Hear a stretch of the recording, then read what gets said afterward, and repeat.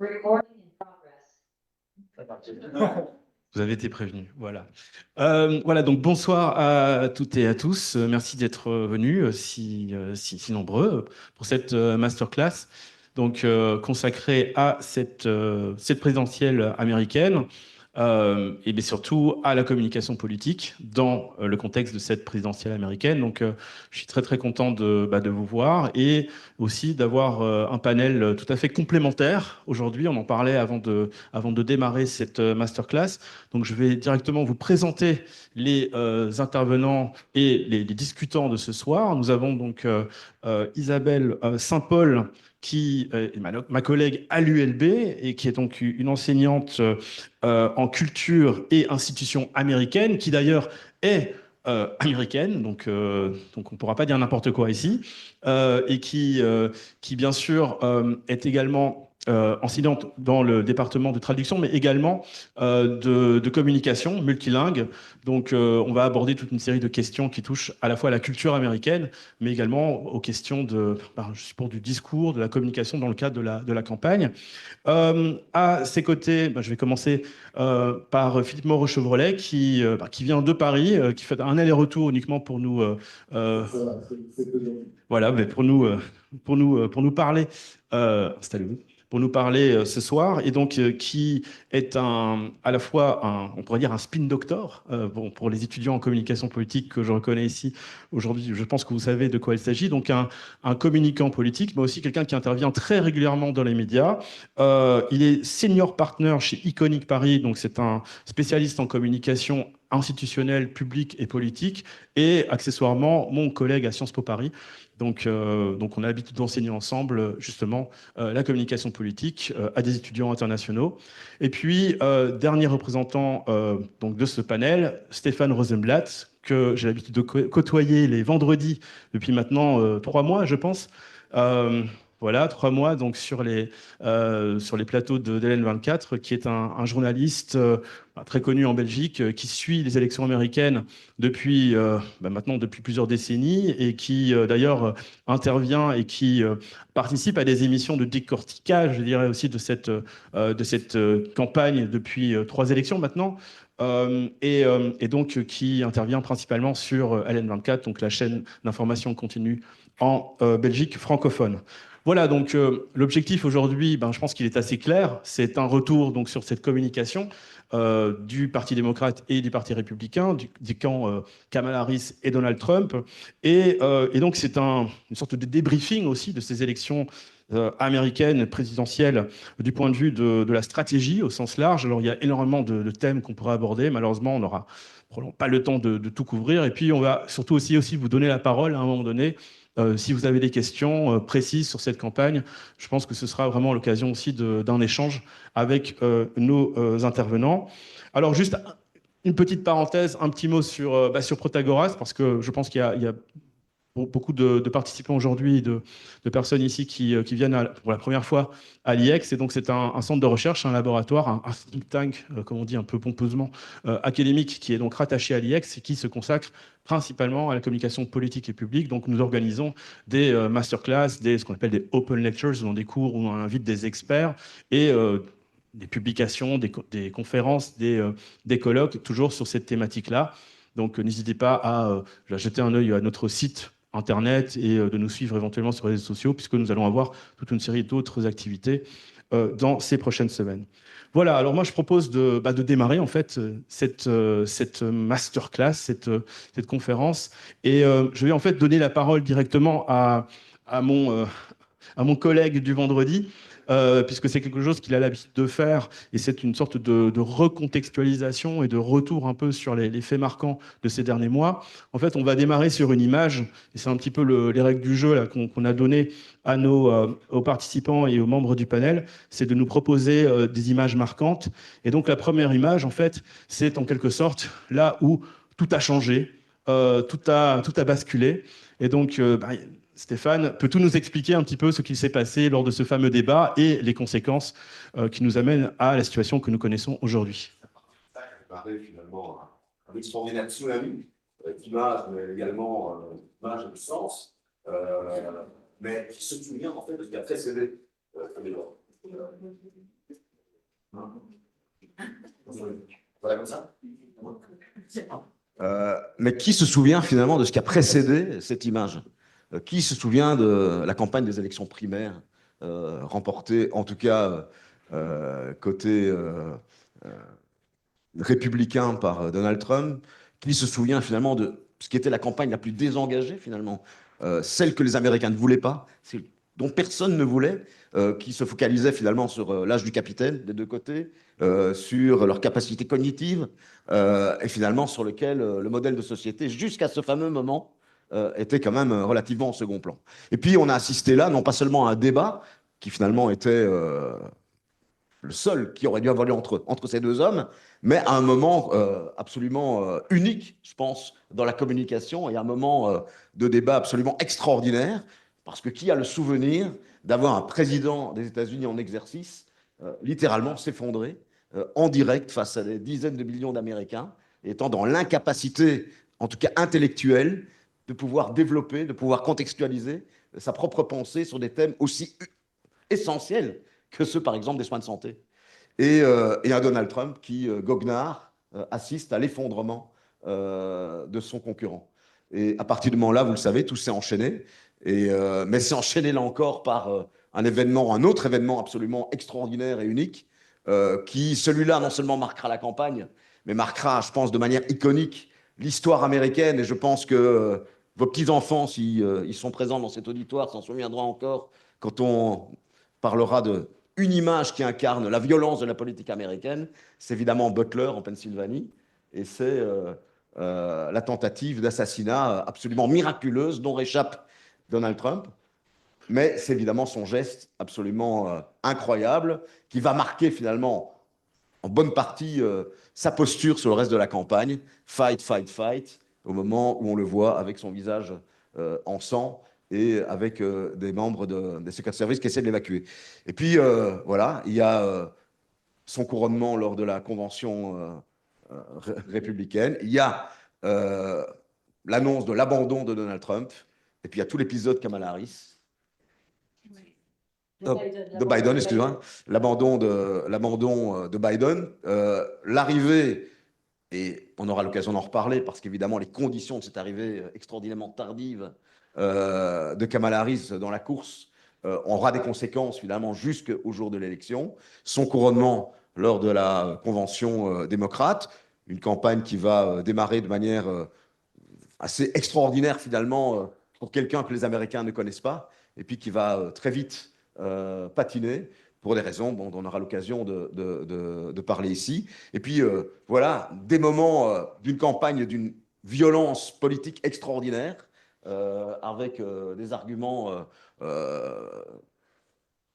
basés sur des attaques personnelles, je pense à peu près inédites, même si la violence, vous le savez, la violence politique existe depuis toujours aux États-Unis. Et puis, ces moments où Donald Trump, après avoir été distancé relativement par Kamala Harris, va refaire son retard sur des choses très symboliques et des images que j'imagine on commentera. Et puis voilà, on connaît la suite, basée essentiellement finalement sur une femme qui aura eu énormément de mal et à se faire connaître et à présenter sa différence. Et moi, puisqu'on parle des moments, il y a un moment, moi, qui me marque, qui n'est pas le plus spectaculaire, qui est certainement pas le plus iconique en termes symboliques, mais qui est cette fameuse phrase qu'elle a prononcée dans cette émission The View, où on lui a posé la question, mais qu'est-ce qui vous différencie de Joe Biden? Et elle a dit, en gros, si je devais faire différemment, je ne sais pas ce que je ferais, en gros, différemment. Et qui est certainement pas le moment le plus spectaculaire, mais sans doute celui qui a été le plus cruel et qui va expliquer beaucoup de choses. D'autant plus cruel que son slogan, c'était en quelque sorte, ce slogan qui s'imposait peu à peu, c'était Turn the page. Et donc tourner la page sur une femme qui est dépositaire d'un bilan, c'était vraiment d'autant plus difficile à vendre. Mais elle n'aura jamais été challenger, puisque finalement, voilà, ça l'a maintenu dans ce rôle de, voilà, issu de la présidence sortante de Joe Biden, dont elle ne sera jamais parvenue finalement à se détacher, et à un Donald Trump qui sera resté, lui, malgré sa présidence de 2016, et malgré tout ce qu'on peut en dire, le véritable challenger, celui qui a continué à vouloir renverser la table avec une constance, avec une radicalité, mais également avec une énorme clarté. Ça aussi, on aura l'occasion d'en reparler. Merci. Et alors, Isabelle Sanson, avec un regard justement citoyenne américaine, et pour revenir aussi à certains de ces éléments, parce que c'est aussi l'image que je pense que vous avez auquel un peu. Je voulais un peu aussi avoir votre regard, peut-être aussi avec un regard historique et un regard sur les institutions américaines qui ont été quand même quelque peu malmenées ces derniers mois. Voilà, comment est-ce que vous avez vu et vécu ces derniers mois, depuis effectivement ces fameuses images, ces fameux débats qui faisaient donc de Biden à Donald Trump? Oui, tout à fait. Je vais justement commencer, je vais partir à l'image qui précédait du débat, du seul débat entre Trump et Biden, qui, à mon sens, a en effet été un moment clé voilà, de cette élection, dans la mesure où, comme mon collègue l'a dit, ben voilà, là on avait essentiellement deux personnes âgées qui s'affrontaient et le public devait déterminer lequel des deux avait encore suffisamment de neurones pour terminer sa phrase. Donc c'était choquant, c'était interpellant, on est bien d'accord, c'est du jamais vu. Même Donald Trump, si vous regardez les détails du débat, même Donald Trump n'en croit pas ses yeux, on le lit dans son regard, il dit mais qu'est-ce qui est en train de se passer, c'est pas possible, c'est du pain béni pour moi. Et je pense que ce moment-là qu'on veuille l'accepter ou non, à mon sens, a permis déjà le parti à ce point que Kamala Harris, finalement, pouvait faire ce qu'elle voulait après. Le parti avait, je sens, déjà perdu un peu de sa crédibilité. C'est-à-dire essayer de garder en place un candidat qui n'arrive plus à aligner 3 mots sur une thématique comme la question des soins de santé, hein, qui cafouille avec l'histoire du Covid, qui ne sait plus de quoi il parle. Ça termine le parti politique tout court. Alors revenir de ça, il fallait vraiment qu'elle fasse un bon bilan. Et on sait que je pense qu'elle a participé à plusieurs sujets, à plusieurs moments de la campagne. Donc ça, c'est une première chose. Donc oui, à mon avis, c'est un moment charnière, parce que là, le parti n'a pas su réagir tel qu'on aurait dû le faire. Donc le fait d'avoir tardé à proposer le changement de candidat, on y reviendra sans doute après aussi, à mon sens, finalement, jouer en faveur de Trump ou contre Kamala Harris, dans la mesure où, là où Donald Trump, lui, n'a pas quitté la campagne depuis sa défaite en 2020, en gros, il a continué à faire campagne. Je m'étais même fait la remarque, moi, au début du mandat de Biden, je me disais, qu'est-ce que Trump fait encore sur des podiums? C'est fini, Coco, t'as perdu. Et en fait, il n'a pas arrêté, il a fait campagne pendant 4 ans, là où Kamala Harris a eu royalement 4 mois.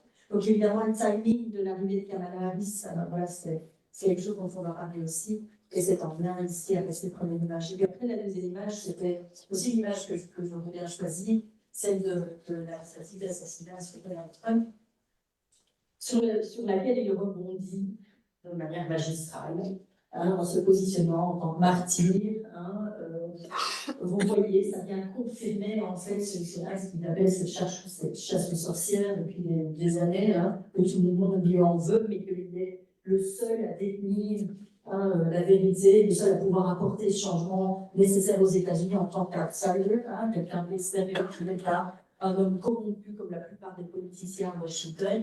Et le point levé, c'est tout est dit là, il ne perd pas une seconde, hein, et réagit de la manière stratégique la plus intéressante, en fait, publique. Et ça a marché, ça a vraiment marché. Je pense que c'était, à mon sens, ça a plus joué en cette album s'il n'y avait pas eu évidemment des tentatives d'assassinat. Le fait qu'il ait été coupé a joué en cette album. Donc ça, c'est juste pour rebondir sur ces deux images-là. Je pense que c'était de la base pour Rachel, parce que c'est quelque chose qui est bon par exemple. Oui, bien sûr. Alors, je voulais, avec le regard cette fois-ci du communicant, de l'expert en communication politique, bon, c'est une campagne en norme. Alors, c'est toujours, tous les 4 ans, on dit que la campagne est en norme, mais ici, quel est d'abord votre regard aussi un peu plus global sur cette campagne, et puis ensuite, s'il y a aussi l'image qui vous a particulièrement marqué, on pourra peut-être revenir dessus. Moi, c'est l'image avec Elon Musk. C'est une image très végartienne, parce que tous étudiants de Nicolas ici. Mais en gros, c'est l'image de Elon Musk qui sautille sur la scène avec Trump à côté, et il explique qu'il est, c'est ça, qui explique qu'il est Dark Maga. Pour ceux qui ne connaissent pas Dark Maga, c'est une succursale des Magas qui est plus pop, en fait, qui est un petit peu comme dans Star Wars. On va être des méchants encore plus méchants. Et il y a un côté mise en scène de soi, il y a un côté dérision, voilà, il y a un côté pop culture. Donc ça, c'est vraiment l'illustration de la campagne. Pourquoi? Parce que vous avez toutes les expositions réunies. Vous avez d'abord une bête de scène qui a fait de sa campagne un spectacle permanent, face à des gens extrêmement cultivés et polis, donc qui n'étaient pas au même niveau de spectaculaire. La différence entre Kamala Harris et Donald Trump, c'est que Donald Trump a fait une campagne spectaculaire, alors que Kamala a fait une campagne avec des gens du spectacle, ce qui n'est pas pareil, et ça n'a pas donné les mêmes résultats. Et puis Musk était là pour deux choses. D'abord parce qu'il y a un business à assurer et que le plus simple, c'est d'aller servir directement aux producteurs et changer les régulations, aménager un espace dont il a besoin pour l'IA, dont il a besoin pour Tesla, dont il a besoin pour l'ensemble de ses activités, et puis probablement aussi par l'idéologie. Et puis la deuxième chose qu'il a apporté, c'est un appui de son réseau social qui a été absolument monstrueux. Alors pourquoi c'est symbolique? Parce que en fait, il y a véritablement chez les populistes, comme Donald Trump, une compréhension de l'intégralité du paysage médiatique, qui fait qu'ils peuvent jouer à peu près de tous les ressorts en même temps. Et quand on observe ce qui se passe sur les réseaux, Elon Musk a dit qu'il y a aussi, par exemple, des podcasts avec Joe Rogan. Joe Rogan qui est un podcast à la ligne du racisme et de l'antisémitisme et qui dépasse souvent ses limites, qui est aussi le podcast le plus connu du monde qui a accueilli Trump en fin de campagne. Et Kamala Harris a beaucoup snobé. Elle a dit non, moi j'ai une heure à vous consacrer, mais il faut que vous veniez chez moi, je vais pas me déplacer chez vous, c'est loin. J'ai autre chose à faire. Résultat, elle n'a pas fait Joe Rogan. Et du coup, lui, il l'a fait, il a cartonné en fin de campagne auprès de son cœur de cible, qui était les jeunes électeurs masculins, qui étaient absolument toute minorité, majorité confondue, white, latino, black, nettement moins quand même. Du coup, ça a beaucoup marché. Donc cette incompréhension, ce fossé communicationnel entre les populistes et les gens extrêmement gentils, cultivés et respectables qu'il y avait en face, c'était un peu comme un match entre Mike Tyson et puis, je ne sais pas quel exemple prendre, moi, Emmanuel Macron, quoi. On sait déjà qu'il a gagné, même si les deux adversaires ont des qualités, mais pas les mêmes. C'était vraiment ça. Donc pour moi, le match a été assez joué. Pas joué d'avance, moi j'ai voulu croire à Kamala, mais c'était d'auto-persuasion. Voilà, on disait elle va gagner parce qu'elle doit gagner. Ce qui est différent de elle va gagner parce qu'elle peut gagner. En fait, elle était inconnue du grand public, quasiment inconnue, méconnue en tout cas. 110 jours de campagne, on dirait rien du tout. Elle n'est pas passée par une primaire, donc elle ne connaissait pas sa propre base électorale réelle. Elle ne savait pas sur qui elle pouvait compter, elle ne savait pas sur qui elle pouvait partir, elle ne savait pas qui allait voter pour elle. Elle n'avait pas de programme, parce qu'elle n'avait pas eu le temps de le faire. Et par ailleurs, c'est une femme dans une élection où beaucoup s'est joué sur le genre. Et où finalement, lui, il en a profité, mais à fond. Et dans le pire registre qui soit. Actuellement, les Américaines, pour un peu, sont en train d'acheter des pilules abortives vraiment à des niveaux incroyables. Les sites de vente sont en train de s'effondrer. Il y a énormément d'inquiétudes dans l'électorat féminin. C'est un électorat qui s'est surmobilisé pour Kamala, mais pas assez comparé à la surmobilisation de l'électorat masculin pour Trump. Donc ça, c'est des données du problème aussi. Donc j'ai envie de dire, moi, l'inquiétude que je ressens maintenant, c'est que je ne vois pas, comment on va s'en sortir intact en tant que démocratie au pluriel, et puis deux, comment on va éviter que ça arrive chez nous. Parce que là, aux États-Unis, on a une démonstration grandeur nature face à des hommes politiques et des femmes politiques qui n'ont visiblement pas compris le monde dans lequel ils vivent. Dans cette pièce, on est tous traversés par des choses qui peuvent être potentiellement favorables aux populistes.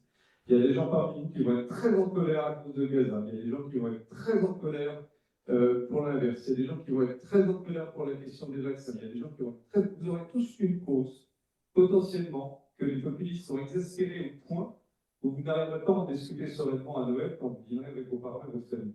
Il y aura toujours une discussion. Il ne faudra pas y aller, mais vraiment beaucoup plus que d'habitude, parce que sinon on va se fâcher, et je suis sûr que vous avez déjà ça avec vos amis. Donc ça, c'est un truc sur lequel les populistes savent jouer, c'est eux qui ont instauré ce climat-là. Et nous, en tant que démocrates raisonnables, responsables et respectables, beaucoup plus qu'à Elon Musk, on n'est pas équipés. Donc soit on s'équipe et on réfléchit. Moi, je publie une tribune dans Stratégique et Magazine de com, et j'ai rien de tout le monde pour essayer sensibiliser, mais je ne suis pas le seul à l'avoir fait, on est une dizaine à avoir écrit ça la même semaine. C'est comment on fait pour que les démocrates prennent conscience qu'il faut faire des campagnes électorales autrement, communiquer avec les gens, autrement, éventuellement réguler les réseaux sociaux qui ne sont pas et qui ne doivent pas se retourner contre la démocratie. Vous savez ce qu'Hitler disait, je ne compare pas, mais il disait, je vais utiliser les armes de la démocratie contre la démocratie. Il a écrit ça en 1923, c'était 10 ans avant sa prise de pouvoir. Comment on évite ça? Et il n'y a pas, moi je pense que les démocrates doivent se battre. Il faut retrouver une forme d'autorité morale et une autorité politique sur ces gens. Et la question c'est comment on peut le faire, sachant que probablement dans cette salle tout le monde n'est pas d'accord avec ça déjà. Mais comment on peut faire pour conserver une majorité, pour éviter de vivre ce scénario-là, qui est un scénario, je suis désolé, mais cauchemardesque, parce que là, ce qui est en train de redormir en cause, c'est la sécurité de notre continent, c'est l'économie de notre continent, c'est la sécurité de millions de femmes aux États-Unis, c'est la sécurité de millions d'enfants aux États-Unis qui risquent de ne plus avoir d'éducation proprement parler. Donc c'est quand même extrêmement grave.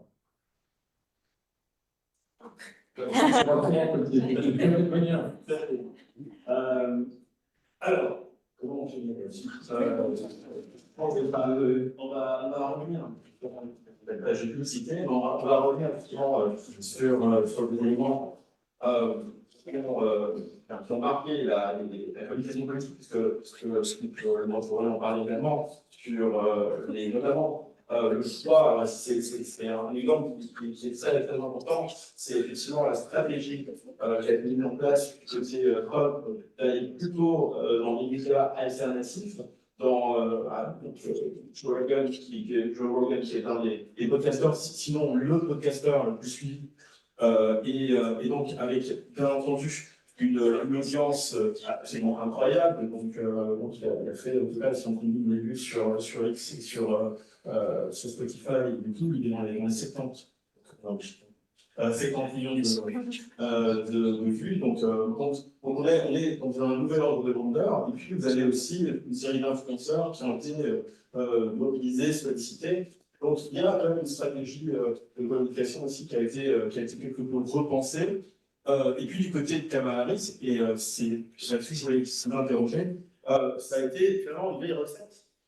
Celle des people, celle des personnalités du monde du spectacle, qui ont été sollicités, dont le soutien a été sollicité. Alors, la première en date, bien entendu, ça a été Taylor Swift, qui donc s'est prononcée en faveur de Kamala Harris à la suite du débat contre Trump, lequel Trump n'était pas vraiment très bien vendu, en tout cas, qui n'a pas convaincu. Et puis, on reviendra probablement dessus, parce qu'il y a une phrase qui a marqué cette campagne, donc je n'en dis pas plus. Mais puis, toute une série d'autres personnalités, comme Beyoncé, vous avez bien sûr Oprah Winfrey aussi, c'est un show qui fait aussi partie en quelque sorte de l'univers, de l'imaginaire de l'identité des Américains. Donc voilà, je voulais un peu vous faire réagir là-dessus, sur ces deux contrastes entre ces deux stratégies. D'une part, les démocrates qui ont misé, comme l'avait fait Hillary Clinton en 2016,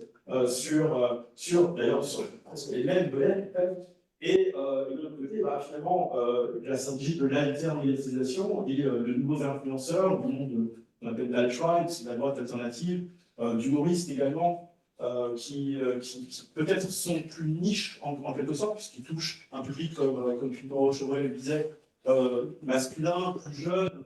Donc, quelle est finalement la stratégie payante? Et est-ce que c'est une stratégie qui va s'importer chez nous éventuellement? Est-ce qu'on va snobber des médias traditionnels? Est-ce qu'on va on ne va plus avoir des personnalités des mondes spectacles sur scène pour soutenir les candidats, parce que ça va être contre-productif? Comment est-ce que vous voyez les choses? Peut-être commencer. Alors, d'abord, quand même, pour un peu de charité vis-à-vis de Kamala Harris, parce qu'effectivement, on l'a dit, le péché originel, il vient quand même de Joe Biden. Et du fait que, voilà, il se soit retiré tellement tard. Et finalement, cet énorme paradoxe créé par Joe Biden et Kamala Harris elle-même indirectement, qui finalement se battent en partie sur la défense des valeurs démocratiques et finalement qui se lancent sans la légitimité démocratique. Et donc c'était déjà mal parti. On ne le savait pas à ce moment-là. Donald Trump a énormément insisté là-dessus, a attaqué comme sur beaucoup de choses. vu d'Europe, on ne pensait pas que ça portait. Puis on se rend compte après coup à quel point ça a porté. Mais vu le délai, Kamala Harris, finalement, elle a scripté du début à la fin. Elle s'est dit, la seule chance, c'est de dérouler. Elle a voulu dérouler. Elle a fait un discours parfait à la Convention démocrate, sans doute, qui était le meilleur discours qu'elle pouvait produire pour quelqu'un, finalement, qui n'avait pas la réputation d'être d'être une grande oratrice. C'était pas en tout cas sa qualité première. Et puis très vite, on s'est rendu compte au travers des interviews, dès que, et tu en as suffisamment parlé très tôt, que dès qu'on la lâchait dans un exercice non scripté, la fameuse interview sur CNN avec Tim Walz à ses côtés, qui a été finalement catastrophique, parce qu'elle n'est pas parvenue finalement à répondre à l'interrogation première qui était à nouveau, mais quelle est votre vision pour l'Amérique, que manifestement elle n'avait pas développée, si ce n'est au travers d'actions très concrètes. Et puis finalement, très vite, donc, s'est posé la question de, mais comment je vais mobiliser cette base, sachant que vous avez d'un côté un Donald Trump qui, lui, chauffe la base à mort, n'a jamais essayé d'élargir finalement son socle en pensant qu'il allait l'emporter comme ça, et il l'a emporté comme ça, en étant sans doute, oui, dans l'excès absolu, mais dans une cohérence, une radicalité et une cohésion du début à la fin. Et elle qui ne voyait pas d'autre solution que d'élargir et de mobiliser cette base. Donc en étant d'une part extrêmement segmentée, on l'a vu, par tous ces groupes démographiques, de genre, auxquels a adressé l'un après l'autre finalement, mais sans parvenir à les coaliser et à les regrouper, et en utilisant finalement des recettes de mobilisation, dont celle des stars, dont celle effectivement de Taylor Swift et d'autres, malgré pourtant l'avertissement avec frais de Hillary Clinton, dont on se souvient tous sans doute du dernier meeting, avec le contraste extraordinaire d'un Donald Trump déjà, qui se vantait de n'avoir personne autour de lui, si ce n'est l'Américain de la classe moyenne qui venait clapper lors de son meeting, et où il moquait évidemment toutes ces stars réunies de Springsteen à tous les autres, que ce soit du cinéma ou que ce soit de la musique, qui s'étaient rassemblés autour d'Hillary Clinton. Elle a refait exactement la même erreur. Mais est-ce qu'elle avait finalement la possibilité dans les délais si courts? Et est-ce qu'elle avait même, parce que finalement c'est la question qu'on ne pose pas, parce qu'on ramène tout en disant, ok, elle avait 3 mois et demi, mais c'est comme si on partait du postulat que c'était la bonne candidate. C'était sans doute pas, et on le voit aujourd'hui, c'était pas la bonne candidate, et peut-être qu'une élection primaire, malgré les risques lors de une convention ouverte, aurait peut-être fait sortir quelqu'un de plus légitime. Mais on a vu ses limites. Et ces limites, finalement, ne fonctionnaient que dans un cadre extrêmement scripté, extrêmement organisé. Et dès qu'elle en est sortie, on a vu à quel point elle était faible et à quel point elle a peu utilisé, c'est vrai, mais ça, je pense que c'est plutôt la tradition des démocrates qui est de dire encore par rapport aux fameux legacy médias, aux fameux grandes chaînes, les médias de l'establishment, que lorsqu'on a un message à passer, on va à 60 Minutes. On va dans une interview où on pense que là, on va avoir un message légitime à faire passer, alors que Donald Trump avait compris depuis longtemps qu'il pouvait se permettre de boycotter 60 Minutes et qu'au contraire, c'était un point positif pour lui. Et je rappelle que c'est notre sens en défense de Kamala Harris. Oui, oui. Alors, oui, je veux bien réagir. Je rebondis sur ta chose, j'étais en train de noter plein de petites choses, je ne sais plus, me relire d'ailleurs. Mais je voudrais juste revenir un petit peu en arrière sur les campagnes d'Obama en 2008 et en 2012, parce que je pense que certains démocrates avaient compris quand même qu'il y avait certaines choses qui marchaient, et la preuve est que Barack Obama a quand même réussi à être élu plus de fois en 2008, en 2012. Je ne dis pas qu'il maîtrisait les réseaux sociaux comme la campagne Trump l'a fait sur ce coup-ci, mais en tout cas, ça a été un petit peu un mélange des deux déjà en 2008-2012. Il avait déjà compris que via les réseaux sociaux, il pouvait essayer d'aller toucher l'Américain moyen en tant que petite contribution. Je me souviens, en tant que citoyenne américaine, je recevais, parce que je suis inscrite au Democrat Board, des messages journaliers en fait, dans ma boîte me demandant de contribuer à $1 à chaque fois. Donc c'était grassroots, aller chercher le peuple. Et puis, Barack Obama est allé dans les États indécis de la Rust Belt, autour des Grands Lacs. Il a été remonté ses manches, il a été enlevé son veston, il a été parlé à la classe ouvrière. Et ayant Joe Biden, à l'époque évidemment beaucoup plus jeune, comme colistier, qui lui était issu de la classe ouvrière, il a su quand même rallier une partie de ces populations-là à sa cause. Ce qu'Hillary Clinton, comme mes collègues l'ont déjà souligné, n'a pas su faire. Et là, c'était la grosse erreur de 2016, c'est qu'Hillary Clinton a misé sur les acquis de Barack Obama lors des 2 élections précédentes, en se disant si Barack Obama a réussi à retourner ces États-là en avantage, à notre avantage, à l'avantage du parti politique, ben alors moi, ça va, je les aurai d'office aussi. Et en fait, elle n'a pas du tout fait campagne dans ces États-là, et elle a, comme Kamala Harris cette fois-ci, misé essentiellement sur les gens éduqués, la classe moyenne, voire supérieure, et n'a pas été se relever les manches, mais elle n'a pas été vue avec le peuple, on y reviendra tout à l'heure, avec l'image que moi j'ai choisie pour aujourd'hui. Et c'est ce contact au peuple qui avait fait que entre autres, que Barack Obama avait réussi à faire basculer ces États-là. Ce n'est pas que ça, on est bien d'accord, c'est toujours plurifactoriel. Donc ça, c'est une première chose sur laquelle je voulais revenir. Et puis la question des stars, oui, évidemment, et là, à nouveau, Barack Obama avait joué sur plusieurs tableaux. Il avait joué la question des stars aussi. Hein, on sait bien, quand il avait fait sa convention, c'était un des premiers candidats aux présidences américaines à organiser la dernière journée de sa convention en plein air. Je ne sais pas si vous vous souvenez, c'était au Mile High Stadium à Denver, au Colorado, et il l'avait fait pour permettre à une plus grande proportion de la population de pouvoir assister à un événement qui est plutôt en général réservé aux politiciens. Et donc là, il avait compris qu'il devait essayer d'établir un lien avec le peuple, en fait. Et Kamala Harris, sans doute par manque de temps aussi, a zappé ces parties-là. Donc oui, elle a essayé de faire appel à des grands noms, mais est-ce que ces grands noms, est-ce que Taylor Swift, est-ce que Beyoncé qu'on voit là à l'écran, est-ce que ça parle à l'américain moyen? Est-ce que l'américain moyen, même s'il aime ce genre de musique, va s'associer à quelqu'un de méga riche comme ça? Quand on pense à la situation économique aujourd'hui aux États-Unis, hein, la question de l'inflation, est-ce que l'américain moyen dans le Wisconsin, il n'est pas en train de se dire, mais moi j'en ai rien à faire, que cette bonne femme, c'est pas du tout la même vie qu'on a en fait. Moi, je ne vais pas, je ne peux pas, je ne postule pas. En fait, elle devrait partager son argent avec moi. C'est quoi cette histoire? Donc, fatalement, ben, ça n'a pas parlé au peuple. En fait, ça n'a pas parlé au peuple. Donc, c'est vraiment tout misé sur une classe sociale, sur un peu l'élite. Hein, et oui, il fait la même erreur que Clinton en 2016. D'autant plus qu'on accuse aujourd'hui, alors c'est encore vérifié, ça a été d'ailleurs divulgué par certains sites et journaux, que ces stars ont demandé des sommes astronomiques en fait, en échange de leur présence. Donc on n'est même pas dans un commitment, dans un soutien authentique. Donc là aussi, il y a vraiment le soupçon sur ces ralliements. Tout à fait, et ça donne à nouveau cette idée, c'est une des raisons pour lesquelles une grande partie du peuple américain, même si, peut-être qu'on a été fait dans un texte, Donald Trump a été élu par 27,5% de la population en âge de voter aux États-Unis. Hein. Donc, on va parler un petit peu, parce que vous avez un cours de culture, ceux qui vont du cours sont en train de sourire, hein, on ne va pas commencer.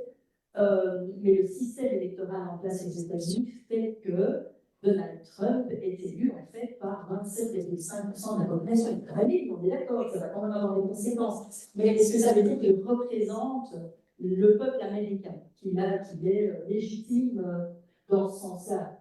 Alors ça ne change rien aux décisions qu'il va prendre, ça ne changera rien à ce qui se passera à la Cour suprême si il a l'occasion de positionner les nouveaux juges. Non, ça veut dire qu'il n'y a pas 300 millions d'Américains qui c'est ça. C'est rassurant d'un côté. Oui, c'est rassurant d'un côté, tout à fait. C'est rassurant d'un côté parce qu'on a tendance à se dire, ben voilà, Donald Trump a été élu, si on ne connaît pas le système électoral américain et on ne sait pas que c'est un système de communauté bande, dans chaque État, le candidat qui a le plus de votes populaires prend tous les points, tous les grands électeurs de cet État. Si on ne comprend pas ça, on pourrait dire, enfin, sur 337 millions d'Américains, ça veut dire qu'il y en a au moins 150 millions, la moitié des noms, il y en a 267 millions qui peuvent voter. Et là-dedans, il n'y a que la moitié de ceux qui ont voté dans l'élection qui supportent. Donc, relativisons un petit peu, mais le résultat est le même, on est bien d'accord. Hein, on est bien d'accord. Mais ce que je voulais dire avec ça, c'est que ces personnes, sans doute, sont peut-être attirées par les stars de mon écran là, parce qu'il y a Beyoncé là, en train de faire un câlin à Kamala Harris. Ça ne leur parle pas, eux. Enfin, je pense que le peuple, aujourd'hui, veut du changement. Et en fait, quand on va chercher quelqu'un comme Donald Trump, populiste comme Donald Trump, on va chercher quelqu'un qui nous propose, de manière très simpliste, souvent, c'est ça qui marche, des solutions tout de suite. des solutions tout de suite. Et ça ne parle pas, en fait. Un Esther, ça ne parle pas. Finalement, je relais, toujours sur cette.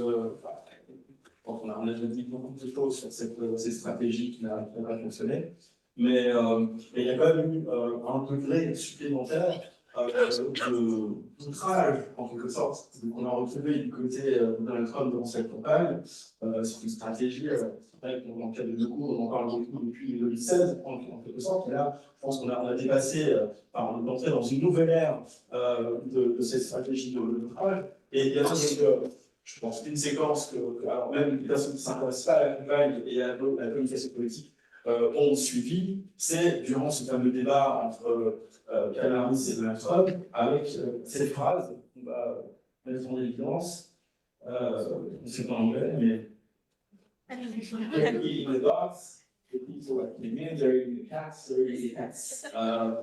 Donc ça, c'est une séquence. C'est la seule phrase, si vous vous demandez est-ce que j'ai retenu une autre phrase du débat, c'est la seule phrase que vous avez retenue du débat. Il y a une tournée européenne d'un mec qui avait fait une vidéo musicale à partir de ces phrases. De Kiffness. Assez remarquable. Donc, en fait, c'est la puissance de Donald Trump. Il a perdu le débat pour les gens qui l'ont regardé en direct, les quelques millions qui ont regardé le débat en direct, et il n'était pas mal prédisposé à l'égard du Kamala, donc c'est au final quand même très grosse minorité. Par contre, des dizaines de millions, des centaines de millions d'autres, ils ont retenu cette phrase. Alors, c'est une phrase complètement stupide, mais pourquoi elle est intéressante? Elle est intéressante parce que d'abord, il a un fond. Joe Biden, il est attaqué par les républicains parce qu'il a ouvert les vannes de l'immigration et il a eu la maladresse de remettre ce thème en début de campagne sur la table, ce qui est évidemment, dès qu'il a, pour le coup, la faute originelle. Une fois de plus de Joe Biden qui, rappelons-le, s'était engagé un président de transition qui ne fait qu'un mandat avant de passer le ballon à la génération suivante. Il a dit la torche, la flamme. Évidemment, il n'a pas fait. Donc, il y avait un fond sur les immigrés, il y avait un fond. Et puis, par ailleurs, c'est l'un des trois moteurs de la communication populiste. Il y a l'exaltation du peuple ou des vrais gens. Ça a été Joe Plombier à un moment donné face à Obama. Là, c'est d'autres incarnations. C'est le vendeur de McDo, c'est les joueurs, c'est d'autres incarnations. Mais l'exaltation du peuple, puis il y a la désignation du bouc émissaire qui fait partie de ces critères. Les migrants ont encore une fois, comme à l'époque du mur, été les boucs émissaires dans cette logique populiste. Le troisième critère, je ne sais plus ce que c'est, on a ça dans le cours. C'est peut-être aussi la reprise par les réseaux sociaux, donc là, on va rappeler la Non, après, c'est fait pour être repris parce que il avait prévu qu'il perdrait son débat. Il savait qu'il ne gagnerait pas sur le fond face à Kamala, il n'est pas stupide. Donc, il avait préparé une phrase débile, vraiment débile, il savait devoir être reprise par tous dans la pop culture, mémifiée, déclinée. Il savait qu'on l'attaquerait, mais ce serait la seule chose qu'on retiendrait. Qu'est-ce que ça veut dire? Ça veut dire qu'en temps d'attention, c'est lui qui passe, pas elle. Ça, déjà, c'est une énorme bataille. Ensuite, il passe pour quelqu'un de stupide, mais l'historien Patrick Bouchon, dans ses cours au Collège de France, je vous encourage à les écouter. C'est un podcast qui est accessible à tout le monde, c'est gratuit. Et il explique dans son très très beau cours sur les fictions politiques que quand un leader politique, et il analyse la Renaissance, donc c'est pas hier, quand un leader politique devient sa propre caricature, quand il fait une statue, par exemple, quand il impose que dans l'espace public, il y ait une statue de lui qui soit impressionnante, un peu monstrueuse, pas séduisante, et qui soit grotesque. Ce grotesque-là devient une arme. Pourquoi? Parce qu'il est sa propre caricature, donc on ne peut plus l'attaquer. Et quand vous attaquez la personnalité de Donald Trump, ce que Kamala a fait, parce qu'il y a eu deux temps dans sa campagne, le premier temps assez intelligent, voilà, essayer de reprendre la thématique de la liberté aux républicains en disant la liberté, c'est celle de disposer de son corps. La liberté, c'est la liberté de vraiment pouvoir s'exprimer, pas juste que ce soit Elon Musk qui décide quand vous pouvez avoir une audience. Cette liberté-là, elle a essayé de la reprendre, et puis quand elle a vu que ça ne marchait pas, qu'elle plafonnait, que ça retombait, elle a attaqué Trump à fond. Trump, il s'en fout.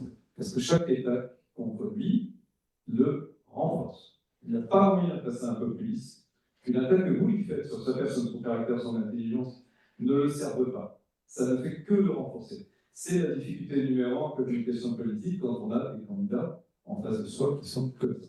C'est très très difficile. Donc, donne fil. Oui, il va fâcher. Hein? Donne fil de Trump. Autant du fil de Trump. Ouais. Ouais, puis de toute façon, elle n'avait pas le choix puisque Il l'a attaqué. Lui, il s'est mis à l'attaquer avec une violence. Non, oui, donc elle n'avait pas d'autre possible que de lui répondre. Donc après l'optimisme, la joie, elle l'a fait au début. Mais tout s'est mis dans un rapport de force. J'en ai parlé avec un collègue américain. Pourquoi il a choisi un vice-président aussi léger que J.D. Vance? Lui, par contre, vraiment léger. Pas intellectuellement. Intellectuellement, il est brillant, mais quand il est brillant, il n'est pas bon. Il est bizarre. C'est lui qui a valu à la campagne d'être labellisé weird pendant sa vie. Ça, c'est ça, on a dit un jeu de valeur. Et deuxièmement, ça parle un peu. Ça devrait combiner. Il était brillant intellectuellement. Alors, sur J.D. Vance, attention, parce que tu tapes dans l'imaginaire américain. J.D. Vance, quelqu'un qui, au début, avant qu'il rentre en politique, il a écrit un livre qui a très bien fonctionné. Donc, c'est l'auto-leadership. Il parle de sa jeunesse, de son enfance en Ohio, dans un milieu extrêmement pauvre.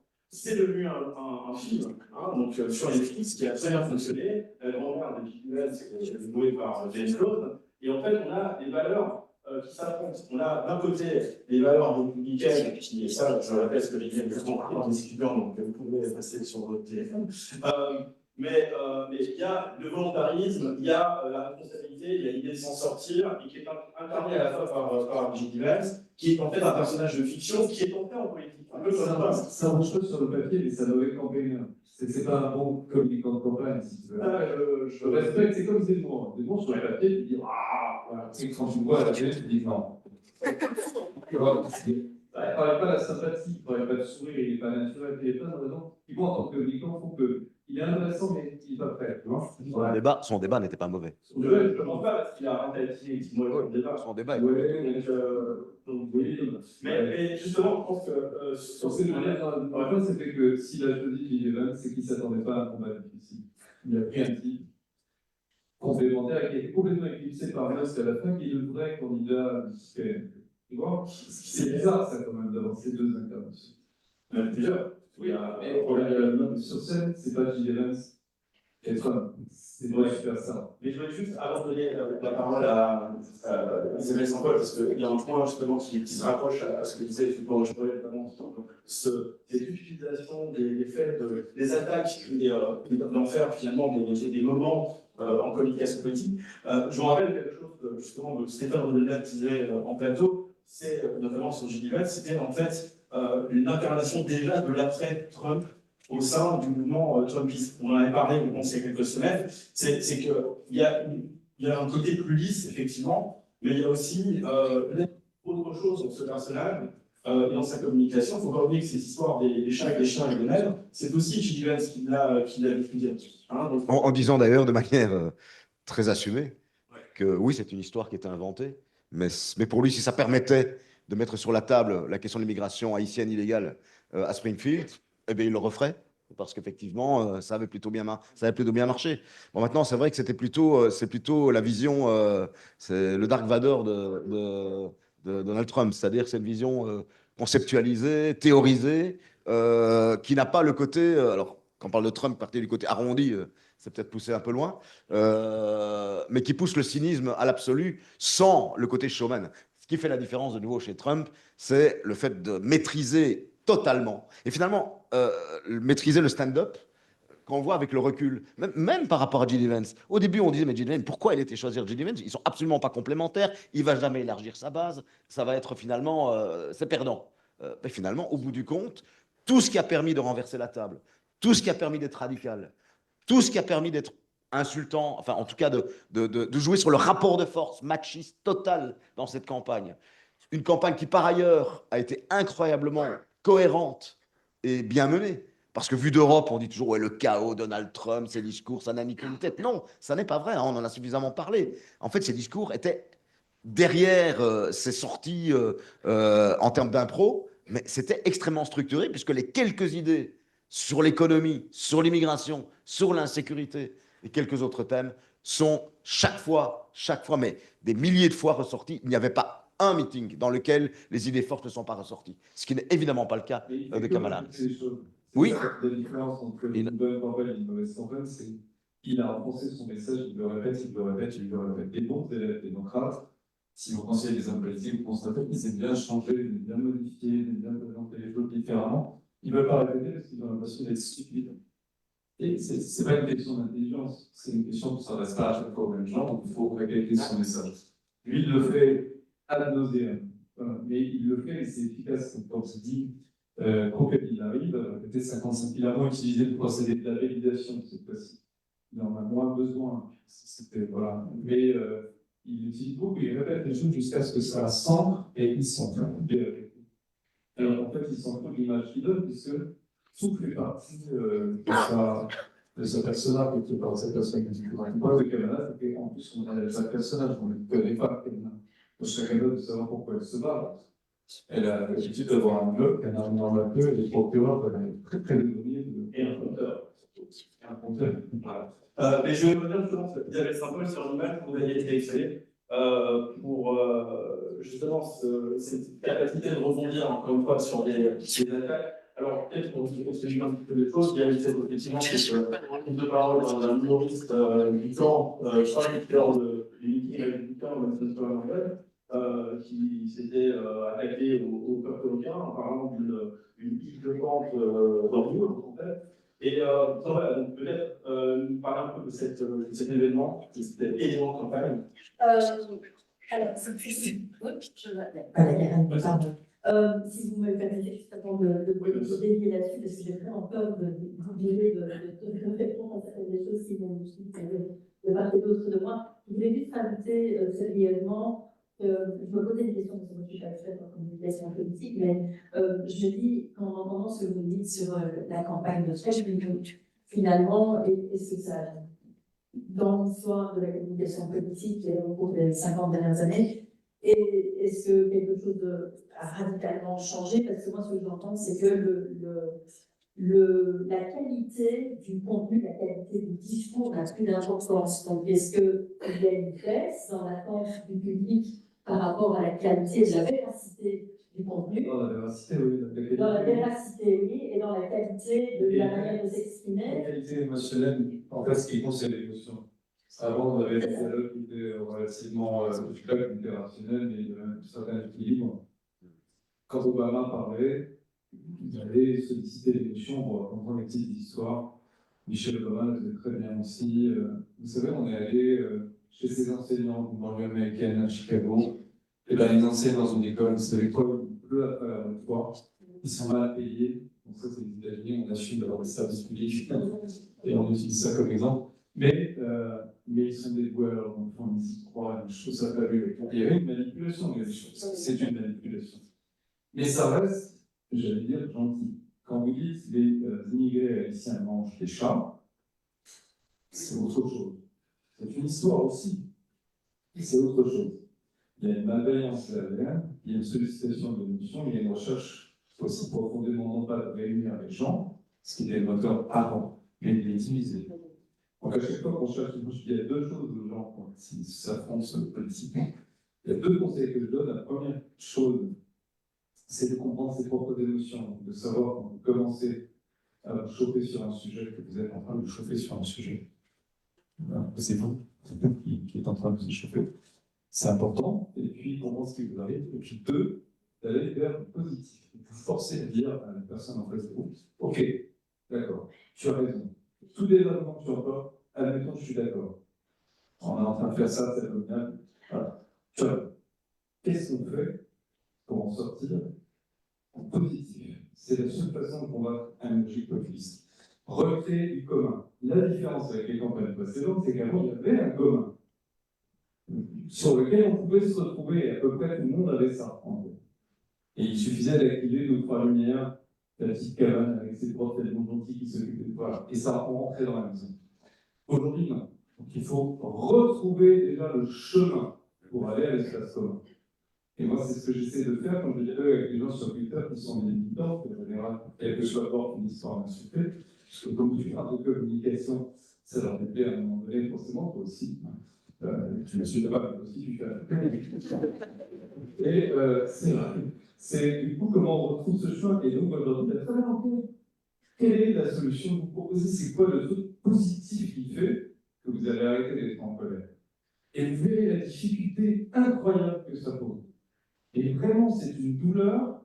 Et très vite, vous allez voir la personne revenir vers mais moi, je déteste, je déteste, je déteste, je déteste, je déteste, je déteste. Et si jamais vous, en face, vous rentrez dans cette logique-là, vous allez vous fâcher vraiment. Donc, retrouver du commun. Donc, la différence, c'est qu'aujourd'hui, il faut retrouver le chemin du commun, on n'est pas du tout au même endroit. Et la deuxième chose, c'est que ces émotions, cette division, les populistes les utilisent en permanence pour leur bénéfice. Voilà. Il y a des gens qui bénéficient financièrement, il y a des gens qui bénéficient électoralement. Et donc, comment revenir vers l'espace commun?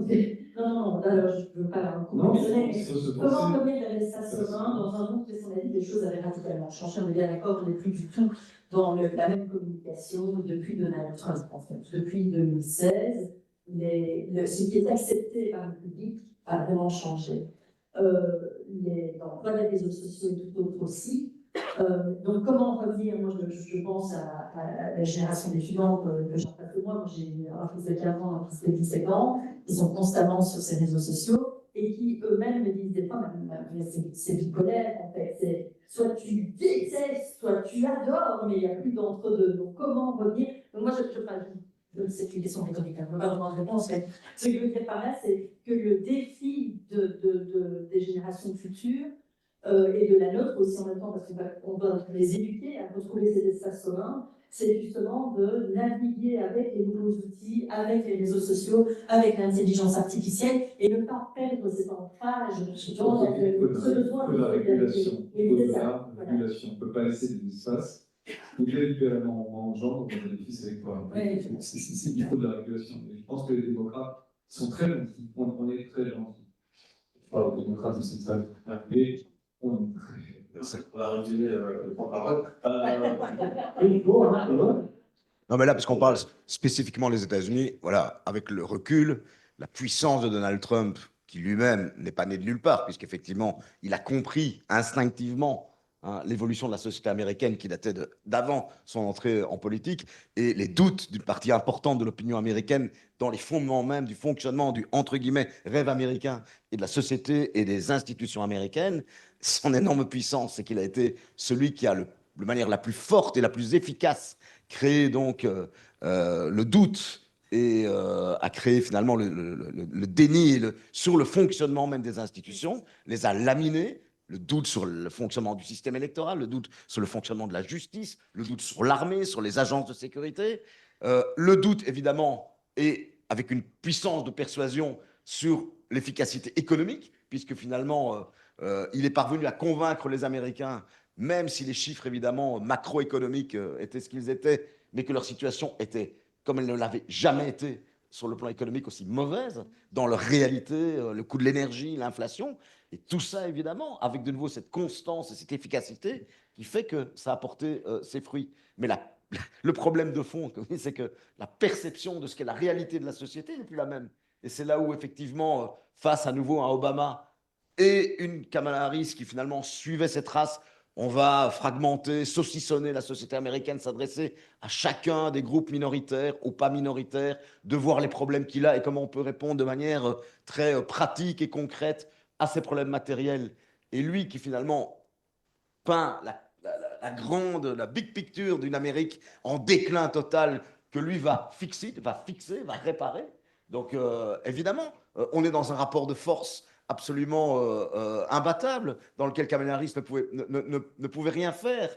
À partir du moment où on se pose sur des valeurs qui sont des valeurs aussi fortes de rapport de force, qui en plus se traduisent par le physique, par la masculinité, par tout ce qui est apparu au cours de cette campagne, y compris tous ceux qui l'ont soutenu, c'était évidemment très difficile. Et maintenant, évidemment, et là c'est la phase d'après, est-ce que c'est trop tard? Parce qu'évidemment, maintenant, il a les outils pour pouvoir fixer à sa main toute une série de ces institutions qui, soi-disant, ne fonctionnaient pas, mais en fait, qu'il veut simplement faire fonctionner à sa main avec sa vision de ce qu'est la société américaine. Alors, je vais redonner encore une dernière fois la parole à Isabelle Champel avant de montrer deux petits extraits, justement, qui illustrent un peu ce qu'on vient de dire, les deux styles et même la négativité et l'exacerbation d'une série d'émotions. C'était peut-être des émotions est très importante. Alors, je vais réagir quand même sur la photo, parce que je me dis, j'ai encore plein de choses à dire à mes voisins, donc on continuera le débat après. En fait, moi, j'avais choisi cette photo parce que pour moi, c'est illustrer justement la capacité à Trump et à sa campagne à faire le buzz, à trouver l'image, comme il trouve les mots qui choquent et il les répète en boucle. Ben, il a enfilé une veste orange fluo, Il a été travailler au McDo, on l'a dit tout à l'heure, hein, il s'est fait filer.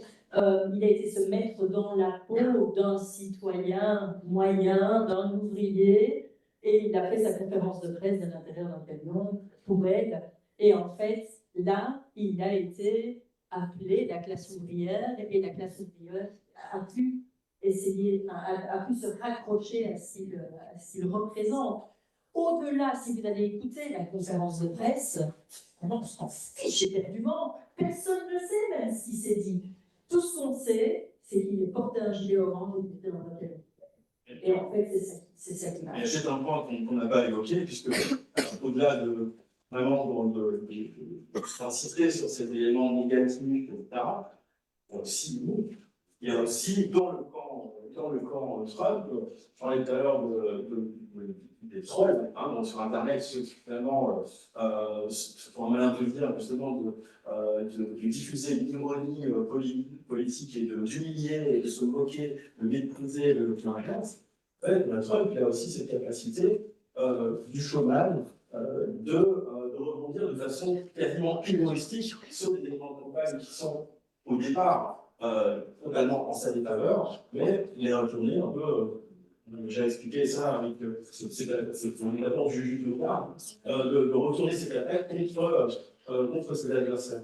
Alors, peut-être quand même pour montrer deux extraits pour aussi divertir notre public.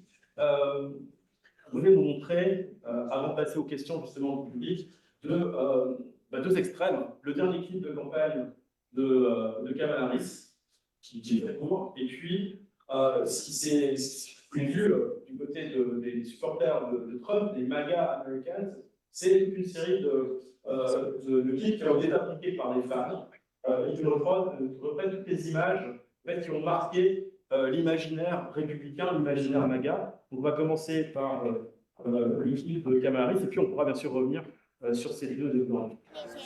Come here, Hannah. Shake my hand. How you doing? Good. And bring everybody back together. And that's exactly how I feel. That's what I'm doing, man. Okay, you have to stay in touch with me, okay? I'm very serious about that. Love to. Okay.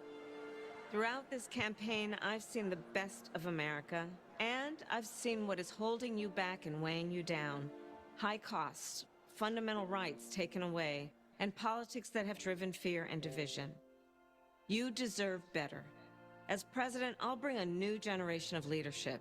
I'll take on price gouging and bring down the cost of groceries and housing and prescriptions.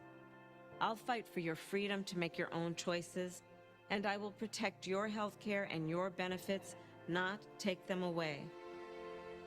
The vast majority of people in our country have so much more in common than what separates them. Good people, hardworking people. We see in our fellow Americans neighbors, not enemies. We believe in each other. We believe in our country. We're not falling for these folks who are trying to divide us. Together, we'll build a brighter future for our nation, where we stand for freedom, we stand for justice, we stand for the dignity of work. We haven't yet quite reached all of those ideals, but we will die trying because we love our country. Now, the baton is in our hands. I pledge to seek common sense solutions to make your life better.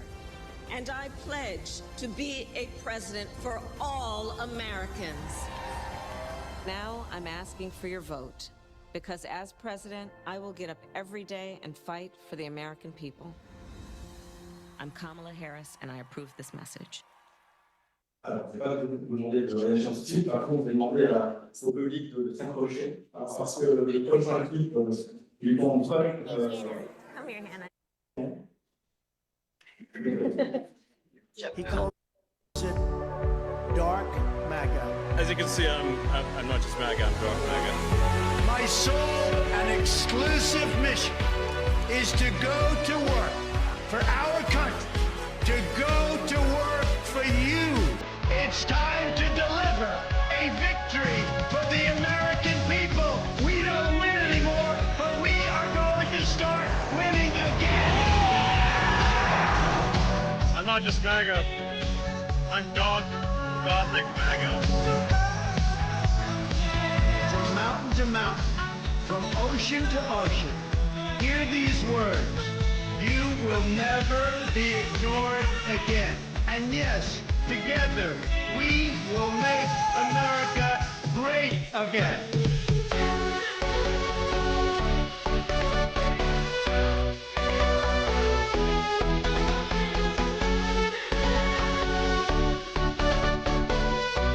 America will start winning again, winning like never before.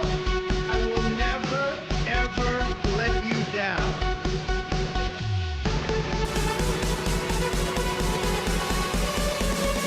This is Donald Trump's house, brother.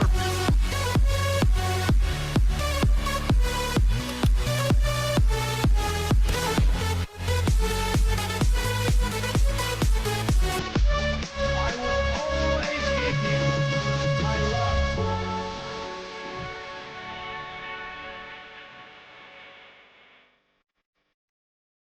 America is a nation of believers, dreamers, and strivers. We will bring back our jobs. We will bring back our borders. We will bring back our wealth. And we will bring back our dreams. Thank you, God bless you, and God bless America.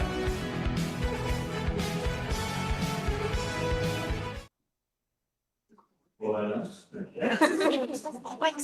C'est un nouveau bord. Cet homme était l'homme de 78 ans, dont en principe, capacité cognitive n'était bon, et elle est la jeune génération. Et ce qui maîtrise ses codes aujourd'hui. Et qui est, en fait, on est dans l'univers Marvel, en fait. On a une fusion des univers qui sont les univers de la consommation et de la pop culture dans ce qu'elle a de plus. Non, mais encore, ça marche mieux que Marvel, parce que Marvel marche moins bien que ça aujourd'hui. Ça, c'est une vidéo qui a été. Il y en a plein d'autres. Le jour de l'élection. Il y en a plein d'autres. Tout à fait, mais là, c'est le public. Ce n'est pas une vidéo officielle produite par le camp Trump. Mais par contre, il n'y en a pas eu du côté de Kamala Harris, qui ont eu autant d'imagination. Et voilà, malheureusement, oui, ça. Ça, donc, il y a une dimension organique et aussi C'est Will.i.am avec Perfect Day, pour le victoire de Obama, je ne dis pas que c'est l'équivalent, mais c'était pareil aussi. C'était les clips de victoire, ces clips sont toujours un petit peu rendants. Ça, c'était avant bien d'avoir le C'est à la fin, parce que je ne sais pas si tu as vu, on a juste du son droit. Ça, J'ai j'ai vu, parce que c'est quand même. Il incarne la vérité que les gens se projettent dedans. Et si on parle des propriétaires comme ça qui sont gauches aujourd'hui, c'est très compliqué. Voilà, alors je pense que c'est le moment, on reste quand même une minute de. Je sais pas, il me reste un micro, c'est je pense en fait, donc, je vais faire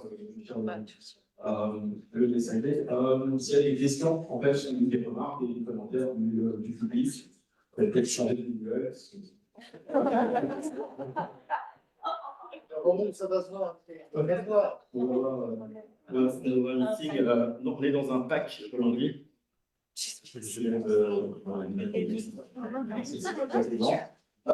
Voilà, s'il y a des questions. Oui.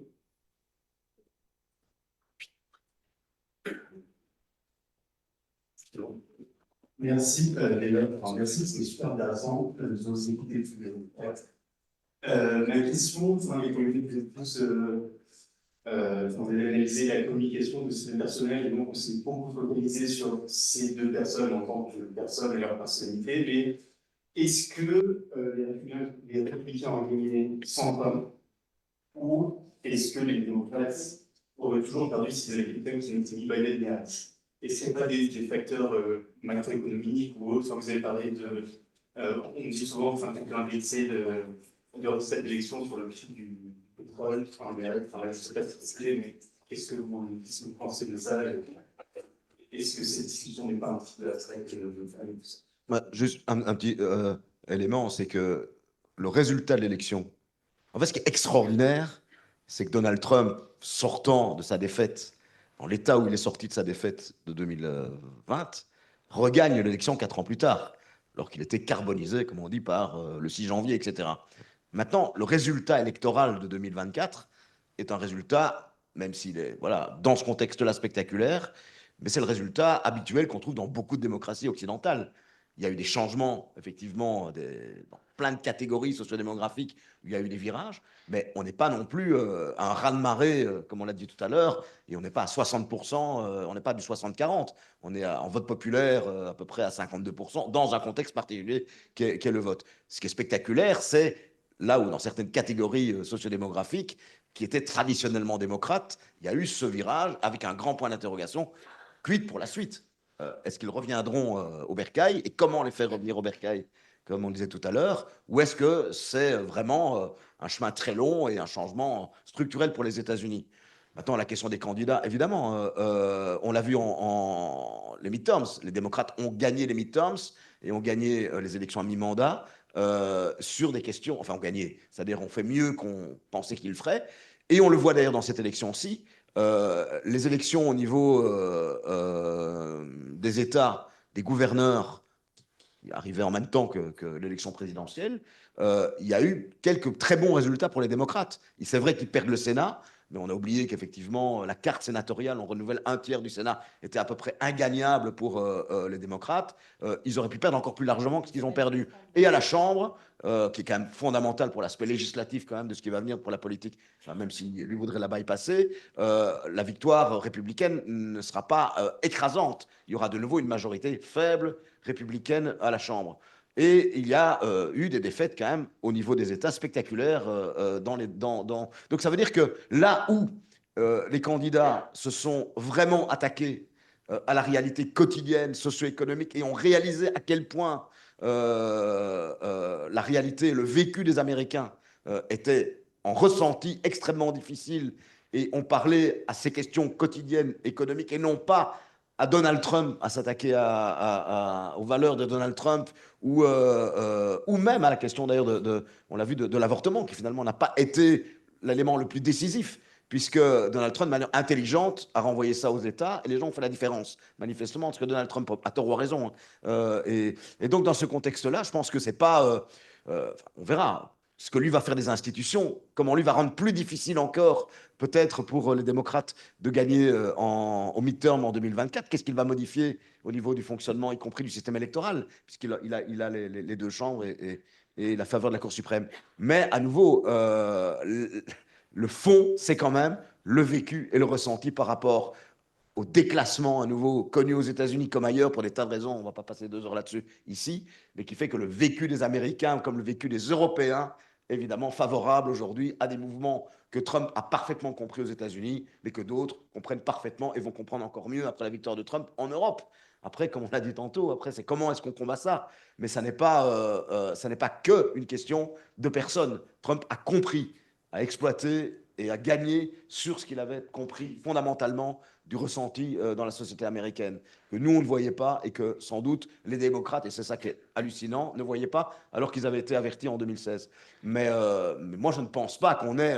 Enfin, on verra, mais on n'est pas... Les résultats, en tout cas, des élections n'indiquent pas quand même un changement de pacte tectonique total qui nous amène, en fait, à un renversement et un changement de régime.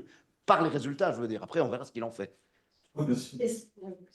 Désolée, je voudrais juste réagir là-dessus. Oui, je suis toujours, justement, c'était moi qui disais tout à l'heure que finalement, il avait été élu que par 20% de la population. Donc, non, on n'est pas dans un renouvellement total, mais il y a quand même toujours une partie du peuple américain qui est en désaccord avec son positionnement sur toutes ces questions. Ceci étant dit, moi, s'il fait plus peur, ici, juste pour réagir à ce que vous venez de dire, c'est que, comme vous le savez, une branche au gouvernement, la branche judiciaire, la Cour suprême des États-Unis est composée de 9 juges, d'accord, on appelle les justices.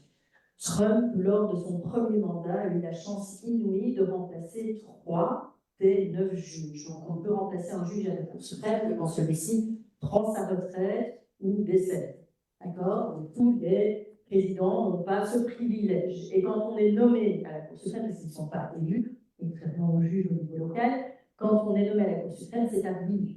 Ça veut dire que Donald Trump a placé des pions, là, parce qu'il a eu l'occasion de le faire. Il a placé 3 nouveaux juges très conservateurs à la Cour suprême. Et ces juges ont, entre autres, participé au vote sur le renvoi vers les États aux décisions concernant l'accès à l'avortement aux États-Unis. Ce qui se passe, c'est que 4 ans supplémentaires de Trump pourraient vouloir dire, comme ça, comme la contraception tout à l'heure, que tout à coup, tout le monde se rue pour aller acheter la pilule à droite à gauche. Je ne sais pas si tout le monde avait compris ça. En fait, ce qui se passe, c'est que beaucoup d'Américains aujourd'hui se disent, si il a été possible, avant que Trump ne revienne à la Maison-Blanche, avec la configuration actuelle à la Cour suprême, de renvoyer le droit aux États de se positionner sur la question de l'avortement, ce qui veut dire que dans certains États du Sud des États-Unis, on est revenu sur des droits que les femmes avaient avant, donc ça veut dire qu'elles n'ont plus accès à l'avortement dans certains États conservateurs, que la Cour suprême pourrait, si Donald Trump décidait de suivre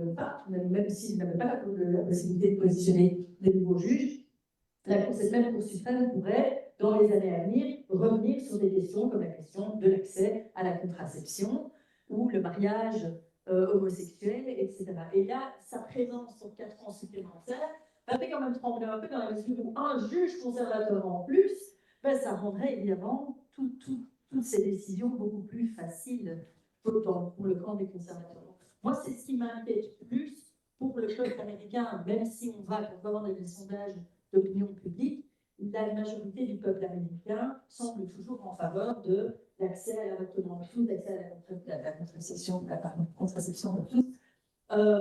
Mais voilà, si vous êtes dans un État du Sud qui est très conservateur, comme je sais pas, le Tennessee, Mississippi, l'Alabama, aujourd'hui, on a moins de droits qu'il y a 4, 6, 8, 10 ans. Et ça, c'est ce qui m'interpelle le plus, en fait, pour le peuple américain. Mais il y a 4 milliards de gens qui sont appelés aux urnes sur cette année et l'année prochaine, sur la planète. Et on observe une proportion inédite et jamais vue de dégagisme. C'est certainement pour des raisons économiques. L'erreur des démocrates, mais c'est pareil en France, c'est qu'ils se disent le taux d'inflation est en train de baisser, donc j'ai des bons résultats. Donc les barrières économiques, ça marche. Macron vous dira la même chose. En fait, ils regardent les agrégats. Et ils raisonnent tous par agrégat. Sauf que les gens, ils ne raisonnent pas par agrégat. Donc, il aurait eu le conservateur Aurélie, il explique très bien, il dit les gens, ils regardent pas ça, pas les grands indicateurs économiques, ils regardent leur situation à eux, transitoire. Et Trump, lui, il regarde que le quotidien, il va prendre chaque élément de notre quotidien en faire une arme contre ses adversaires, et donc vous allez vous sentir concerné. Et les démocrates, encore une fois, sont des gens très bien respectables, qui vont vous dire, mais moi, l'agrégat de tendanciellement l'inflation baisse, j'ai des bons résultats. Sauf que vous, vous en foutez, vous avez c'est normal. C'est moi, j'ai vécu ça.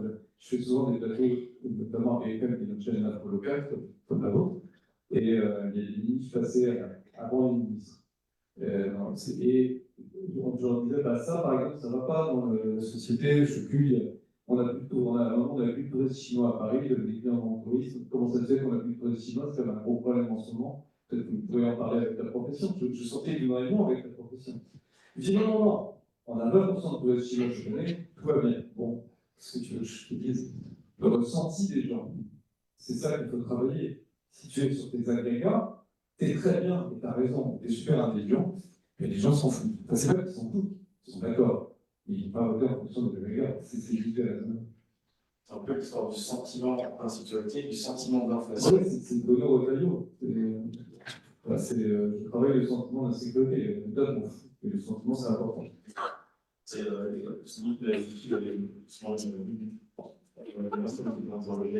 ministre de l'Intérieur. Vous ne connaissez pas qui disait que c'était Wall Street contre Main Street. En disant maintenant, on va la Wall Street comme là. Pour la rue, pour les gens. Et c'est pas impossible, effectivement, Obama l'a fait, alors la différence, c'est qu'aujourd'hui, encore une fois, on va faire des travails gentils. C'est une politique. Il dit Wall Street aussi, lui, il dit et Wall Street et Main Street.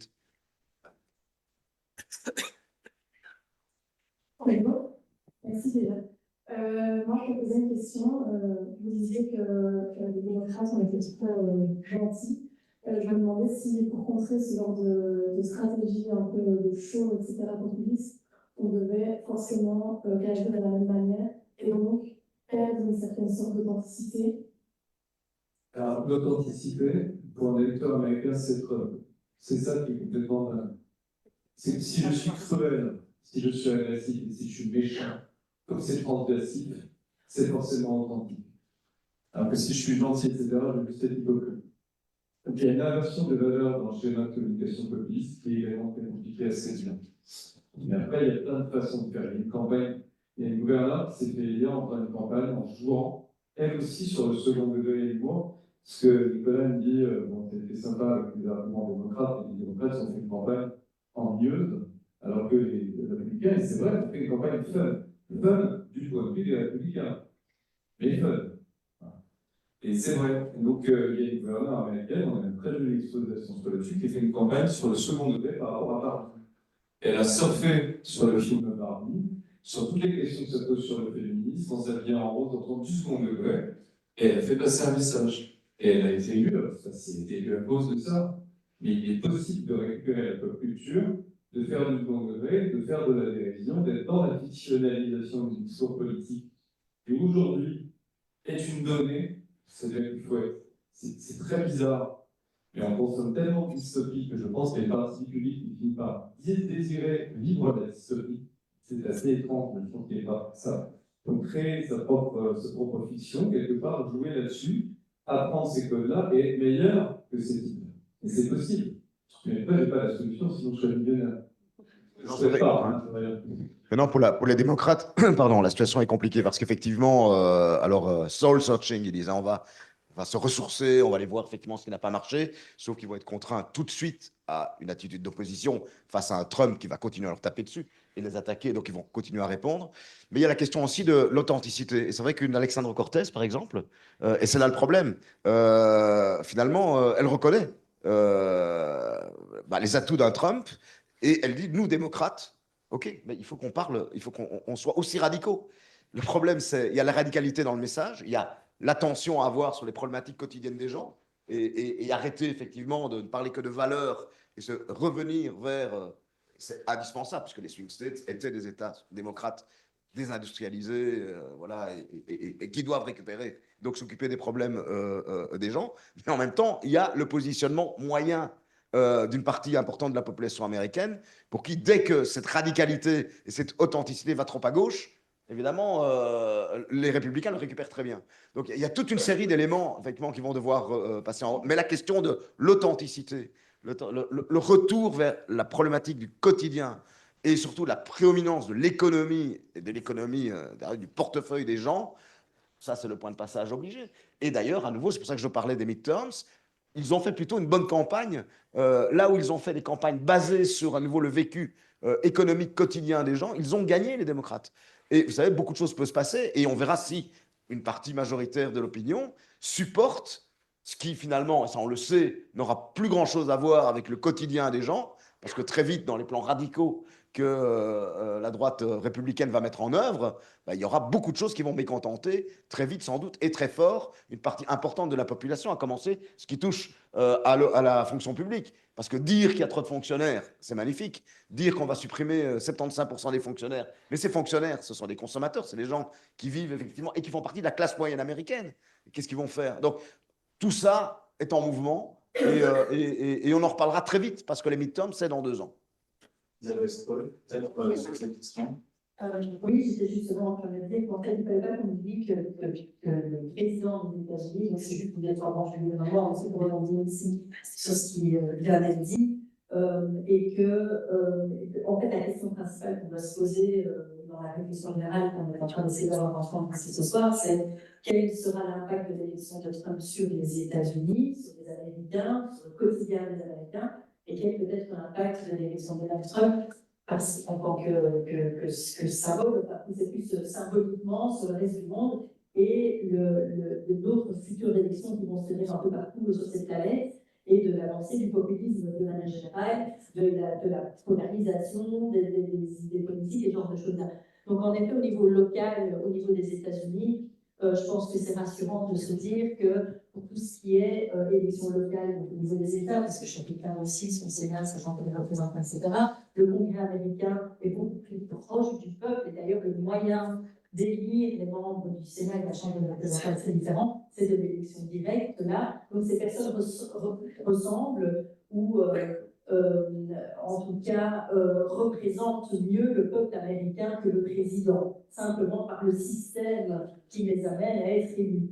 Donc c'est vrai que c'est rassurant de savoir que Donald Trump, vu les distances des 3 ans, ne sera pas tout puissant, ne va pas radicalement changer les choses aux États-Unis dans les 4-8 années, ça va plus de 4 ans, mais moi je pense au-delà de ça avec la Cour suprême, dans les années à venir. Par contre, au niveau international, là, oui, je pense qu'on doit clairement se poser des questions parce que c'est un exemple qui est donné. C'est un exemple dans la manière de communiquer, dans la manière, dans l'agressivité des propos tenus, dans la division, hein, la polarisation de la population. Et donc, il faut bien se souvenir qu'on est en train de parler de choses totalement différentes. Et je pense qu'il y a d'ailleurs souvent la frontière est un petit peu floue entre l'analyse que l'on fait de l'impact que ça va avoir pour les Américains et l'impact que ça va avoir pour nous en tant que citoyens européens ou citoyens du monde. Du coup, je pense que c'est légitime de se poser des questions à ce niveau-là. Il faut bien faire la part des choses. Je pense que des fois,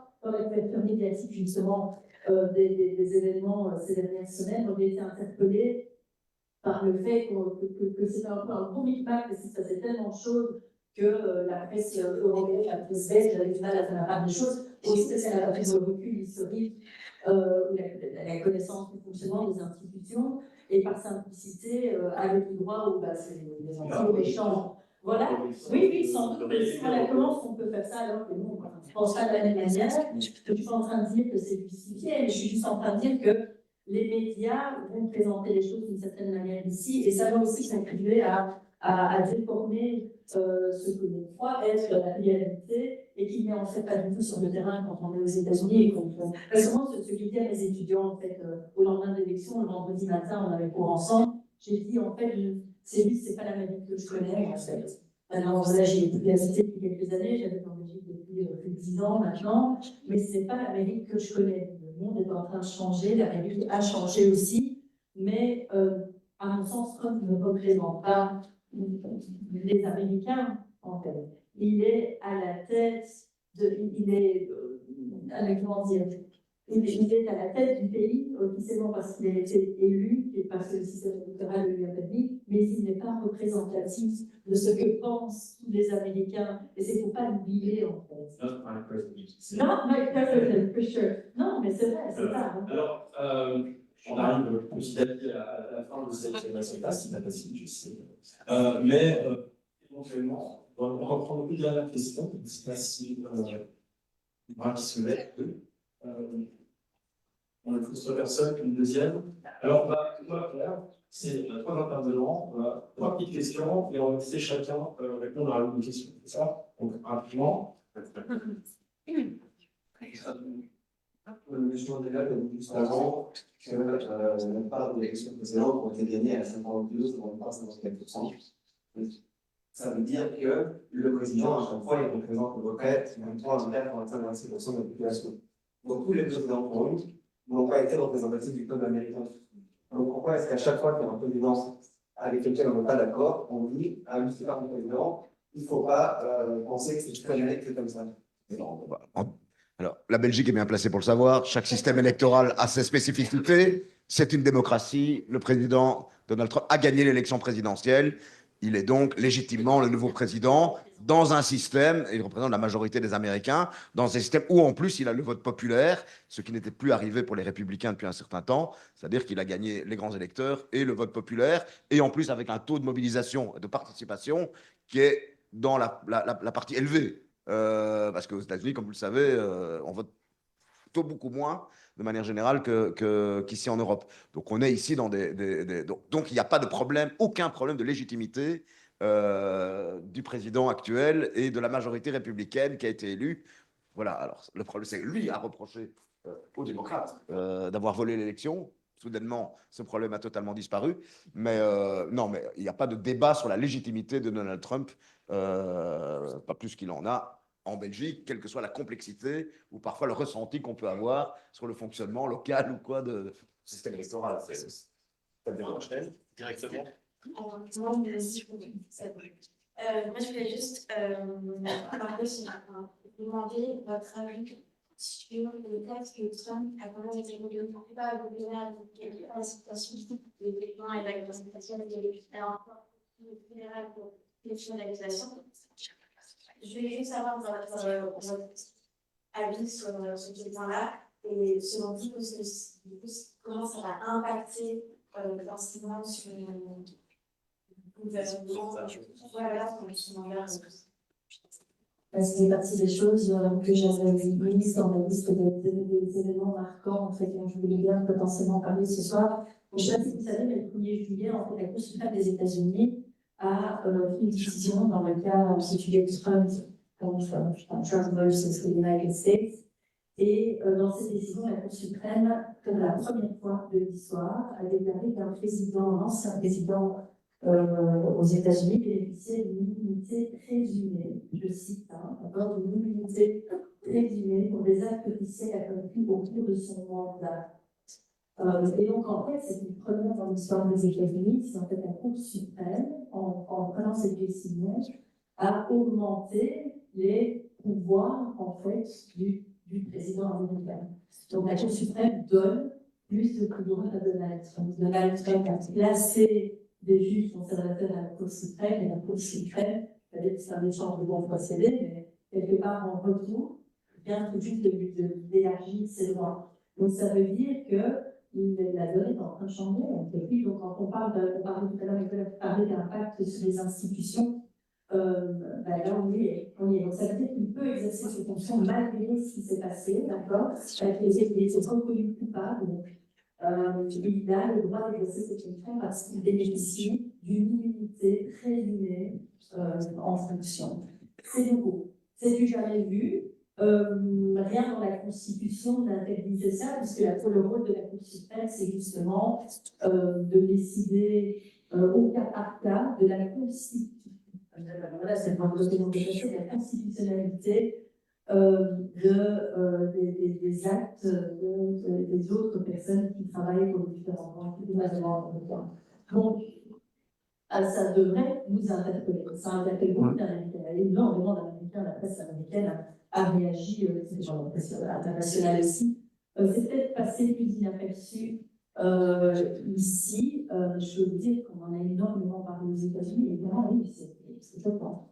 Alors, oui, tout petit truc. Non, parce que au-delà, juste, ce que Trump aura démontré, il le dit lui-même, never surrender, never give up. Il a démontré l'inégalité profonde du système judiciaire américain. Quand vous avez des avocats et que vous épuisez tous les recours donnés au nom de l'égalité des citoyens, mais que vous allez jusqu'au bout du système, vous pouvez ne jamais être condamné. Et lui, sa vie est faite de ça. Ouais. Donc, il y a l'immunité, mais il y a aussi la capacité qu'il a à payer ce qu'il faut pour aller jusqu'à la Cour suprême dans chacune des procédures dans lesquelles il est impliqué. Et ce qui fait qu'aujourd'hui, effectivement, il n'a pas été non plus condamné en des affaires qui ne relevaient pas du fédéral. Dernière question, parce qu'on a un invité qui a un train à prendre, littéralement. Voilà. Est-ce qu'il y a une personnalité pour vous qui aurait pu peut-être gagner contre Donald Trump? Et sinon, quelles seraient 2 ou 3 caractéristiques qui pour vous paraissent fondamentales et qui auraient été dans la conjonction fondamentale pour battre Après, Guy Dorelli, qui est la conservateur, c'est bien de citer, c'est un républicain, c'est Michel Obama qui a pu gagner l'élection. Pourquoi? Parce que, bon, déjà, elle est extraordinairement oratrice, mais aussi parce qu'elle incarne un élément de la communication de Trump qu'on a négligé, qui est le côté nostalgique. Qui est le fait de se projeter vers l'arrière en se disant on était mieux sous Trump qu'aujourd'hui, si probablement économiquement pour beaucoup de gens était vrai, juste parce que c'était avant, j'ai l'impression, pas parce que c'était Trump. Et du coup, Michel Obama aurait pu probablement décliner une campagne en disant mais à l'époque, on était plus c'était quoi la même, on s'engueulait moins, et puis globalement, elle aurait pu. Elle n'a pas voulu. C'est dommage parce qu'elle aurait été une candidate, je pense, très très différente. Et puis, non, je pense qu'il va falloir nous retourner les armes du populisme contre le populisme. C'est possible, on a des embryons de ça, mais ça va supposer des hommes politiques câblés différemment, parce que moi, par exemple, j'adore Raphaël Glucksmann. Vraiment, j'aime beaucoup Raphaël Glucksmann. J'écoute, et il parle d'autres, mais voilà, c'est mon choix, c'est une conviction, je ne demande pas de partager. Il y a un petit problème quand même, c'est qu'il ne parle jamais dans le quotidien des gens. Il parle jamais de pouvoir d'achat, il n'est pas l'air très empathique, et jamais, il sera un combat drôle avec un Donald Trump. Voilà, donc ça va être Machiavellian versus mon voisin d'à côté, c'est quand même bonne idée encore. C'est ça le problème qu'on a, et c'est un problème qui est très difficile à résoudre parce que il va falloir se battre pour exister, parce que comme je le dis à mes chers amis politiques français, si vous ne faites pas les campagnes différemment, vous n'aurez bientôt plus de campagnes à faire. Il va falloir se réveiller. Et on va en rester là. On va remercier nos trois intervenants. Oui,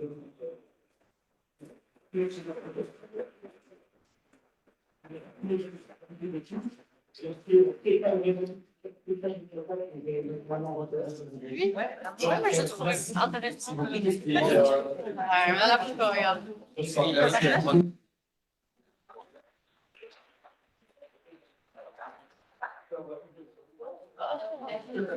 D'accord,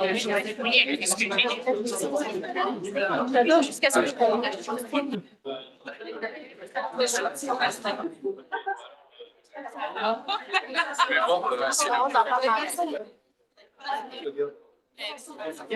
C'est la prochaine fois qu'il bosse sur les autres. C'était parce que j'ai la parole. Je répondrai juste après. Comment je fais pour avoir le train depuis ici? Donc, oui, tu peux. On est juste ici. Vers le tram. En fait, c'est sur la ligne tram. Tu descends la rue. Là, tu vas sortir du bâtiment, tu descends la rue. Et tu vas arriver sur. C'est gare centrale? Non, c'est gare.